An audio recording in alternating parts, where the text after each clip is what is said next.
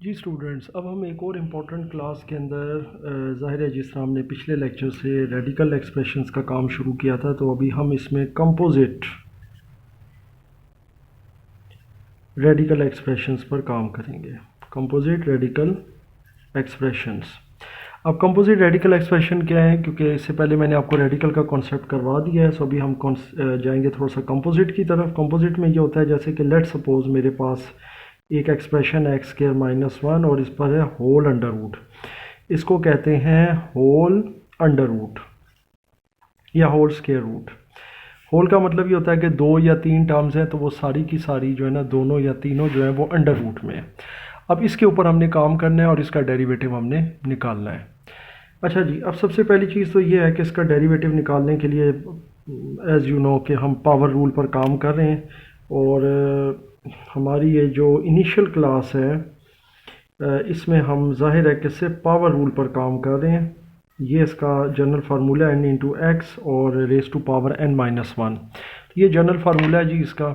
बाकी जो definition methods हैं, प्रोडक्ट रूल्स हैं, कोशंट और चेन वगैरह, ये सब इंशाल्लाह ताला, और लिमिट्स और ये सब चीज़ें जो है या फिर आने वाले जो फेजेस होंगे हमारे कैलकुलस के उसमें हम सीखेंगे। सो पहले फ़ेज़ के अंदर हम सिर्फ और सिर्फ डिफ्रेंसीशन सीख रहे हैं कि जनाब डेरिवेटिव्स कैसे निकाले जाते हैं।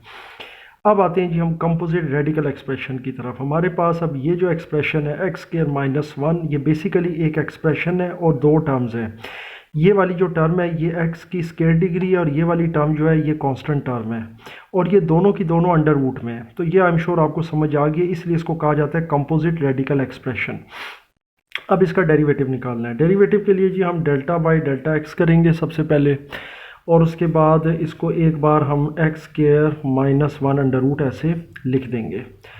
इसका मतलब ये है जनाब कि मैं करने ये लगाऊं कि डेल्टा बाई डेल्टा एक्स और एक्स स्क्वायर माइनस वन का ले लूँगा पावर का जो होगा इसका एक्सपोनेंट वन बाई टू, क्योंकि हमें पता है कि जो रेडिकल साइन होता है ये अंडर रूट ये वन ओवर टू के या हाफ पावर के इक्वल होता है। ठीक है, ये इसकी बेसिकली हाफ पावर है।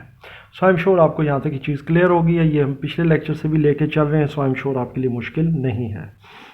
अब क्या करेंगे जनाब, अब करेंगे ये कि जनाब ये चीज़ हम उसी तरह करेंगे कि सबसे पहले n पीछे आएगा और वन के साथ, क्योंकि इसके साथ कोई कोएफिशिएंट नहीं है तो वन है, मल्टीप्लाई हो जाएगा। उसके बाद ब्रैकेट शुरू करेंगे एक्स के माइनस वन और वन बाई टू में से वन माइनस कर देंगे। अब ये आपको पता है कि अगर वन बाई टू में से वन माइनस करें तो माइनस वन बाई टू आता है।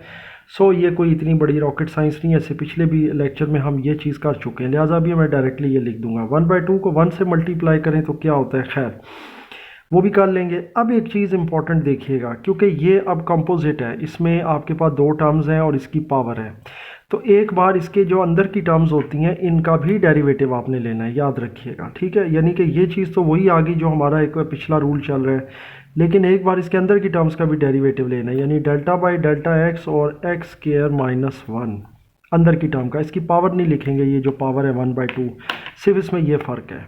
बाकी इसका वाला जो डेरिवेटिव उसी तरह चल रहा है, वन बाई टू को वन से मल्टीप्लाई करें वन आता है, और एक्स स्क्वायर माइनस वन और ये वन बाई टू में से माइनस वन किया तो माइनस वन ओवर टू हो गया जनाब, मल्टीप्लाइड बाय इसका डेल्टा निकालें तो चूँकि पहले मैं निकालने बता चुका हूँ तो मैं अभी बिल्कुल शॉर्ट कर दूंगा इसको, ये हो जाएगा टू एक्स। ठीक है, और जाहिर है कि ये कांस्टेंट टर्म है वन तो इसका ज़ीरो होता है, तो इसको माइनस ज़ीरो लिखें ना लिखें इससे कोई फ़र्क नहीं पड़ता।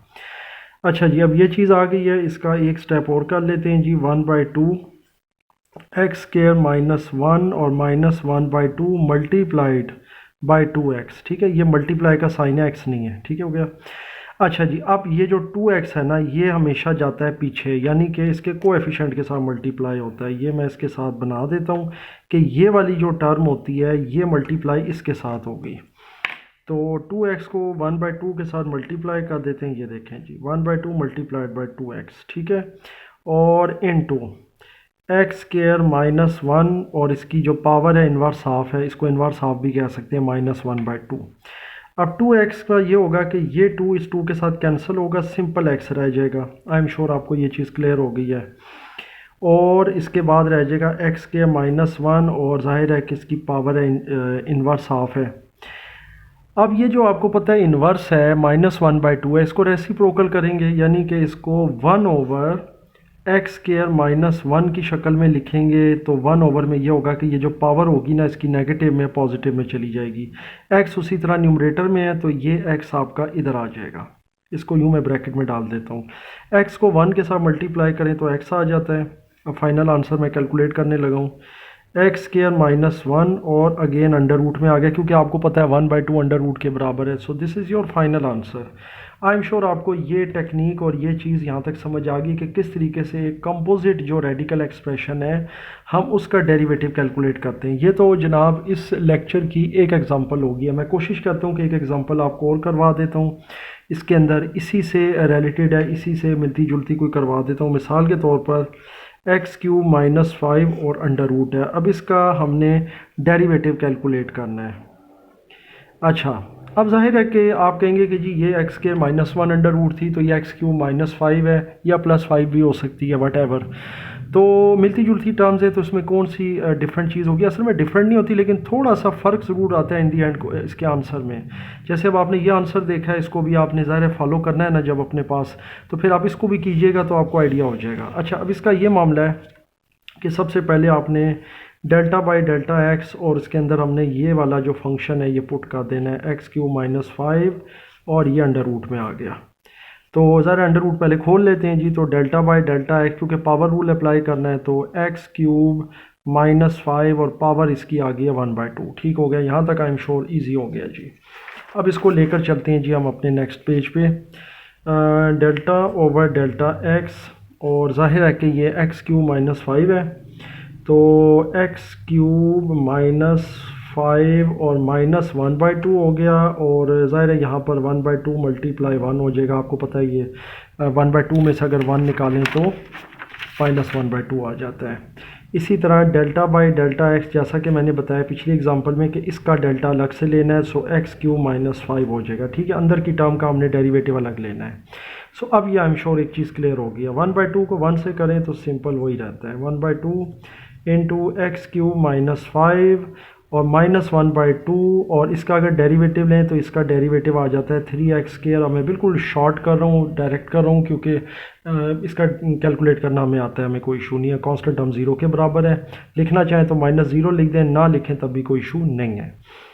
अच्छा जी, अब मैं एक और काम करने लगा हूँ। ये -1/2 है तो इसको अगले ही स्टेप में मैं रेसिप्रोकल में ले आता हूँ। 1/2 multiplied by 1 over x³ minus 5 और अंडर रूट, क्योंकि जाहिर है जब ये रेसिप्रोकल में जाएगा तो पॉजिटिव 1/2 हो जाएगा और पॉजिटिव 1/2 आपको पता है कि रेडिकल के बराबर है। तो मैंने इसको x³ माइनस 5 को रेडिकल कर दिया और मल्टीप्लाइड बाई 3x² कर दिया, क्योंकि 0 निकाला इसमें से तो 3x² ही रह जाता है।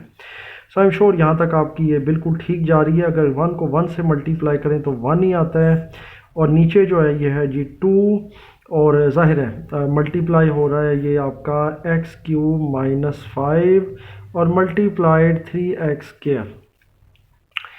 अब इसकी सिचुएशन देखी जाए तो ये 1 के साथ मल्टीप्लाई हो जाएगी फर्दर, क्योंकि 1 है ऊपर न्यूमरेटर में, ये भी न्यूमरेटर है। अच्छा, कैसे पता चलता है न्यूमरेटर? अक्सर बच्चे चूँकि मैथ के कॉन्सेप्ट्स में कमज़ोर होते हैं तो वो इस तरह की भी उनके लिए सिचुएशन मुश्किल हो जाती है। तो मैं हमेशा एक चीज़ कहता हूँ कि देखें इसके नीचे आपने एज अ न्यूमरेटर 1 ले लेना है, क्योंकि कोई भी अगर न्यूमरेटर ना हो, सॉरी डिनोमिनेटर ना हो तो 1 हो जाता है। अब इसकी जो न्यूमरेटर वैल्यू है ना, ये न्यूमरेटर के साथ मल्टीप्लाई कर दें और डिनोमिनेटर को डिनोमिनेटर के साथ कर दें तो होगा ये कि 3x² जब 1 से होगा तो 3x का स्क्वायर ही हो जाएगा और डिवाइडेड बाय जब 2 into under root x³ minus 5 1 से होगा तो सेम रह जाएगा, तो 2 into under root x³ minus 5। So this is your final answer.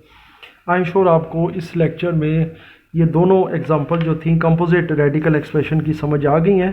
मैं इंशाल्लाह कोशिश करूंगा कि अगले लेक्चर में मज़ीद 1 से 2 एग्जांपलें आपको करवाऊं इसकी रेडिकल एक्सप्रेशंस की, कंपोजिट में थोड़ी सी डिफरेंट करके, डिफ़िकल्ट करके, ताकि आपको मज़ीद कॉन्सेप्ट क्लियर हो।